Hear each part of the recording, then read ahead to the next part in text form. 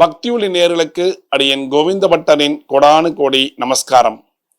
19/2/2025 அன்னைக்கு விசாக நட்சத்திரம், சப்தமியோட கூடிய விசாகம். விசாகம்னாலே நமக்கு யார் தெரியும்? முருகப்பெருமான் தான் தெரியும். அவருடைய நட்சத்திரம் தான் விசாகம் இல்லையா? வைகாசி விசாகம் தான் ரொம்ப விசேஷம்.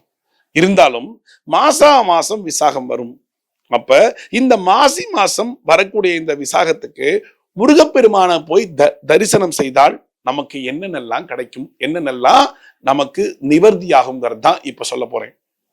இந்த விசாகத்தன்னைக்கு முருகப்பெருமானுடைய சன்னிதானத்துக்கு சென்று முருகப்பெருமானை தரிசித்து முருகப்பெருமானுடைய அபிஷேகத்துக்கு பால், தயிர், தேனு, பழங்கள் வாங்கி கொடுத்து அந்த அபிஷேகத்தில் நீங்கள் கலந்து கொண்டால் உங்களுடைய மனசஞ்சலங்கள், உங்களுக்கு என்னென்னலாம் கஷ்டங்களோ அந்த கஷ்டங்கள் எல்லாம் உங்களை விட்டு விலகி ஓடி போய்விடும். பொதுவா செவ்வாய் தோஷமே போயிடும். முருகனை போய் நம்ம தரிசனம் செய்தால் விசாகத்துல போய் செஞ்சா போதும்.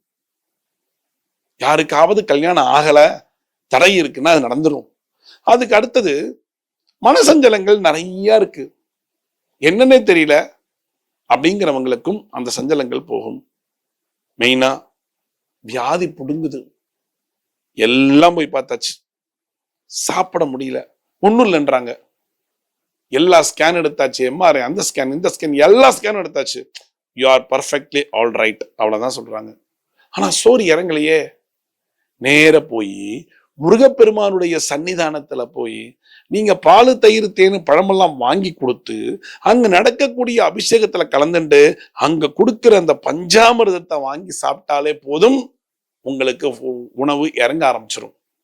ரைட்டுங்களா? விசாகத்துல அடுத்தது இன்னொன்னு, எனக்கு பால், தயிர், தேன்லாம் வேணாங்க, வேற ஏதாவது வாங்கி கொடுத்தா நான் நல்லா இருக்கும் அப்படின்னீங்கன்னா, பிரசாதத்துக்கு தேவையான அரிசி, பாசிப்பருப்பு, மிளகு, ஜீரகம், நெய், முந்திரி பருப்பு, இது பிரசாதம் செய்யறதுக்கு அன்னைக்கு வாங்கி கொடுக்கலாம்.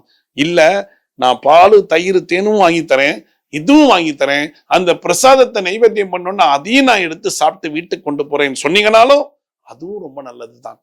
எது வேணாலும் நீங்க வாங்கி தரலாம், இதுதான் வாங்கி தரணும். இப்படி வச்சுக்கோங்களேன், எனக்கு கஷ்டங்கள் எல்லாம் விலகணுங்க, வியாதி போகணும் அப்படின்னா பால், தயிர், தேனு, பஞ்சாமிர்தத்துக்கான பழம் வாங்கி கொடுத்துருங்க. எங்க வீட்டுல இருக்கிற குழந்தைகளுக்கு கல்யாணமும் நடக்கணும், குழந்தையும் பிறக்கணும், 5 வருஷமா குழந்தை பாக்கியம் இல்ல, எங்கெங்கயோ ட்ரீட்மெண்ட்லாம் எடுத்தாச்சு, குழந்தை பாக்கியம் கிடைக்கல, இருந்தாலும் ஒரு குழந்தை வேணும்னு ஒரு ஆசையா இருக்குல்ல, யாரெல்லாம் நினைக்கிறீர்களோ அவர்களெல்லாம் வெண்பொங்கலுக்கான பிரசாதம் செய்வதற்கான டீட்டெயில் வாங்கி கொடுத்துருங்க. அரிசி, பருப்பு எல்லாம் வாங்கி கொடுங்க. ஒருவேளை அந்த கோயில் நீங்க பணத்தை கட்டுங்க, நாங்க வாங்கி தரனாலும் பரவாயில்ல, பணத்தையும் கட்டுங்க, இதையும் வாங்கி கொண்டு போய் கொடுங்க. 1 கிலோ வாங்கி கொடுங்க, அதனால ஒன்றும் தப்பே கிடையாது. அந்த பொங்கலை பண்ண வச்சுட்டு அந்த பொங்கல்ல இருந்து கொஞ்சம் பிரசாதம் வாங்கிட்டு வந்து உங்க வீட்டுல குழந்தை பாக்கியத்துக்காக வெயிட் பண்ணக்கூடியவர்களுக்கு கொடுங்க, ரொம்ப நல்லா இருக்கும். இல்ல எங்க வீட்டுல வியாதியஸ்தர்கள் இருக்காங்க, இருந்தாலும் அவங்களால வர முடியாதுன்னா நீங்க போய் வாங்கி அந்த பஞ்சாமிர்தத்தை வாங்கி கொடுங்க. இந்த விசாக நட்சத்திரத்துல மாசி மாசம் வரக்கூடிய இந்த விசாகத்துல நீங்கள் அபிஷேகத்துக்கான பொருளை முருகனுக்கு வாங்கி கொடுத்தீர்களே ஆனால் உங்கள் வீட்டுல வியாதிகள் எல்லாம் பஞ்சாய் பறந்து போய்விடும். பிரசாதத்துக்கு கொடுத்தீங்கன்னா உங்க வீட்டு குழந்தைகளுக்கு கல்யாணம் ஆகும். இது ரெண்டும் தானே நமக்கு வாழ்க்கையில தேவை. அப்ப முருக கடவுளானவர் நமக்கு விசாக நட்சத்திரத்துல அருள் பாலிக்க தயாராக இருக்கிறார். வாங்கி கொடுத்துட்டு அதோட என் வேலை முடிஞ்சிச்சுன்னு போயிடாதீங்க. அந்த அபிஷேகத்தை நின்னு பாருங்க, நின்னு உட்கார்ந்து பார்த்து சேவிச்சு முருகப்பெருமானுடைய அருளையும் ஆசீர்வாதத்தையும் வாங்கிட்டு அந்த பஞ்சாமிர்தத்தை ஒரு தொன்னையிலையோ எதுலையோ வாங்கிட்டு நேர வீட்டுக்கு கொண்டு போய் கொடுங்க. அது பண்ணுங்க. அடுத்தது பிரசாதமும் அன்னைக்கு போடுறாங்கன்னா அதையும் வாங்கி கொண்டு போய் கொடுங்க. ஒரு நாள் தானே, ஹாஃப் டேல எல்லாம் முடிஞ்சிடும். அதனால நீங்க போகலனாலும் பரவாயில்ல, உங்க வீட்டுல யாராவது ஒருத்தர் போய் உங்களுக்கு அந்த பிரசாதத்தை வாங்கிட்டு வந்து கொடுத்தாங்கன்னா சர்வ ரோக நிவாரணின்னு சொல்லுவாங்க முருகப்பெருமானோடது.